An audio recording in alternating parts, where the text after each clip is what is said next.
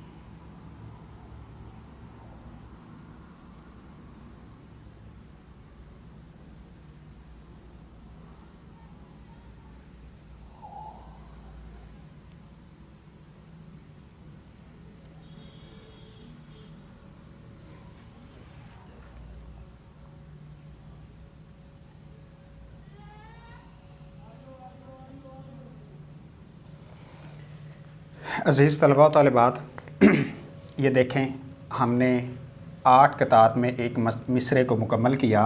उसके बाद जो रिपीट होने वाले हरूफ हैं, ज़रा याद रखिएगा कि यहाँ पर भी से आ रहा है और यहाँ पर भी से आ रहा है। इन दोनों की शक्ल है एक दूसरे के जैसी हो, ये ना हो कि इसकी शक्ल और हो और इसकी शक्ल और हो। और पैमाइश भी एक दूसरे के बिल्कुल बराबर हो। उसके बाद यहाँ पर देखिए, यहाँ भी बड़ी याय आ रही है, यहाँ पर भी बड़ी याय, यहाँ पर भी, यहाँ पर भी और यहाँ पर भी। ये बड़ी याय हमारे पास एक ही होती है, इसकी शक्ल है हमेशा एक जैसी ही रहेगी। उसके बाद यहाँ पर आती देख लें और यहाँ पर भी आती देख लें, ये आपको एक जैसी ही नज़र आएगी। इसकी पैमाइश देख लें और इसकी शक्ल व सूरत देख लें। उसके बाद यहाँ पर ये वाला लाम आ रहा है और यहाँ पर भी नून आ रहा है, जबकि यहाँ पर भी नून आ रहा है। आप देखें ये नून और लाम, इसका दरमियानी फ़ासला भी आपको एक जैसा ही नज़र आएगा। उसके बाद यहाँ पर वाव देख लें और यहाँ पर वाव देख लें, इस कश को देख लें और इस कश को देख लें, ये आपको एक जैसी ही नज़र आएगी। हमें अभी इजाज़त दीजिए जी। अल्लाह हाफ़िज़।